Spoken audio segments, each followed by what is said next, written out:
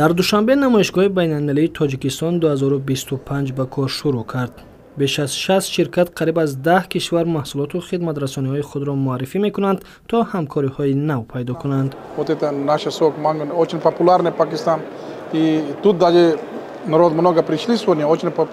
این صاحبکار پاکستانی افشورهای طبیعی با نرخ دسترس پیشنهاد نموده است و امید دارد شریکان نو پیدا خواهد کرد. ما بیش از 18 سال است که در این سمت کار میکنیم و محصولاتمان در بازارهای بیش از 20 کشور فروخته می شود. محصولات شرکت‌های ایرانی وسیع معرفی شدند، از سنگ‌های قیمت‌بها تا دستگاه و تجهیزات صنعتی.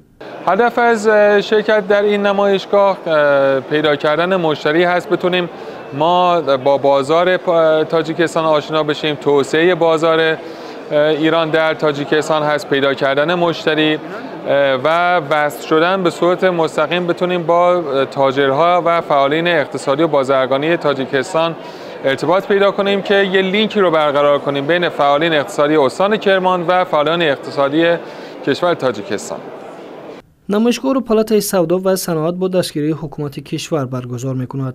آن از سال 2015 و هر سال برگزار می‌شود.